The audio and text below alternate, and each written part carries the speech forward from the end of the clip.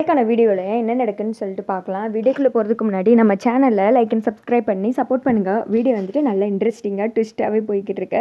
First சீனில் வந்துட்டு என்னக்கா ஏன் அதை பற்றிலாம் கேட்குறீங்க அப்படின்னு சொல்ல, ஒன்றும் இல்லை ரேவதி, சும்மா தான் கேட்டேன் அப்படின்னு சொல்லிட்டு மைதிலி சொல்கிறாங்க.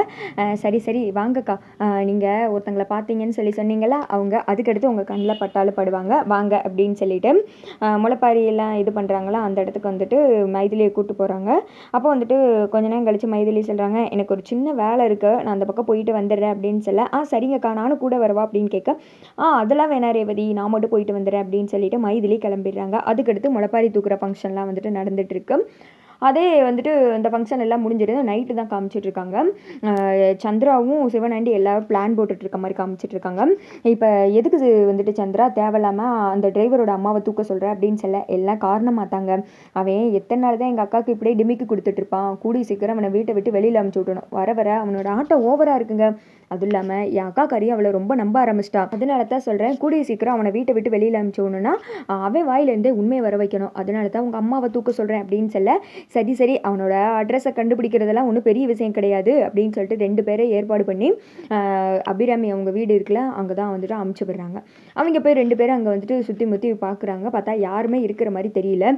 என்னடா அட்ரஸ் சரிதானா அப்படின்னு சொல்ல, அட்ரஸ் எல்லாம் சரிதாண்டா அப்படின்னு சொல்லிட்டு கூட இருக்கிற என்னத்தை சொல்கிறான். அப்புறம் என்னடா வெறும் எம்டி வீடாக இருக்கிற மாதிரி இருக்குது, யாருமே இருக்கிற மாதிரி தெரியலையே அப்படின்னு சொல்ல, உடனே அக்கா கால் பண்ணு அப்படின்னு சொல்ல சந்திராவுக்கு தான் வந்துட்டு கால் பண்ணுறாங்க. என்னடா செக் பண்ணிங்களா அப்படின்னு சொல்ல, அக்கா நீங்கள் அமுச்சு விட்ட அட்ரஸில் யாருமே இல்லைக்கா, வெறும் வெத்து வீடாக கிடக்குது அப்படின்னு சொல்ல, வெத்து வீடாக இருக்கா எங்கே, அங்கே யாருமே இல்லையாமே அப்படின்னு சொல்ல, ஒருவேளை நம்ம வருவோன்னு தெரிஞ்சு அவங்க அம்மாவை இடம் மாற்றிருப்பானோ அப்படின்னு சொல்ல, அவன் அப்படிப்பட்ட ஆளு தாங்க, நம்ம என்ன பண்ணுவோம் ஏது பண்ணுவோன்னு முன்னாடியே வந்துட்டு அவன் யோசிக்கிற ஆளு தான்.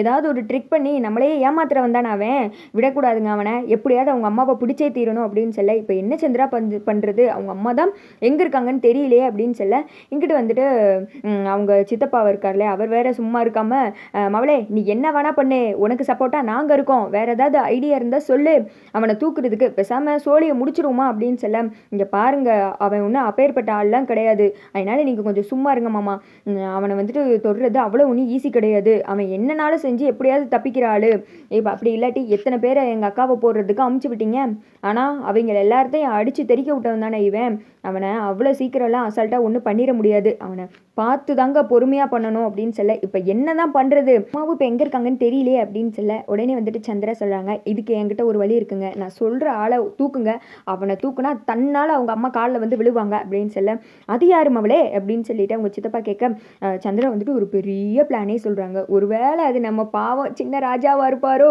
அவரை தூக்கி கார்த்தியை வந்துட்டு பணிய வைக்கிறதுக்காக பிளான் போட்டிருக்காங்க போல சந்திரா. உடனே வந்துட்டு அவங்க சித்தப்பா சொல்கிறாங்க, மவளே அசால்ட்டாக தூள் கிளப்பிறேன், அடுத்த இதில் பாரு அவனை இழுத்துட்டு வரேன்னா இல்லையான்னு பாரு, வாங்கடா கிளம்பலாம் அப்படின்னு சொல்லிட்டு பக்கத்தில் ஒரு 2 பேரை வச்சுருக்காங்க, அவங்கள கூப்பிட்டு கிளம்பிடுறாங்க. இந்த தடவை அவனை விடவே கூடாதுங்க, என்ன செஞ்சாலும் அவன் கொட்டத்தை அடக்கணுங்க, என் அக்கா கிட்ட அவனை பற்றின உண்மையை நிரூபிச்சே ஆகணும் அப்படின்னு சொல்ல, அதுக்கு தானே சந்திரா இவ்வளோ தூரம் இறங்கியிருக்கோம், இனி இறங்கிட்டோம் இதுலேருந்து வெளியிலே வரக்கூடாது அப்படின்னு சொல்லிட்டு இவங்க நைட்டு தீவிரமாக பிளான் போட்டுட்டு இருக்காங்க. அடுத்த சைடு கார்த்தியை அபிராமி தான் காமிச்சிட்டு இருக்காங்க.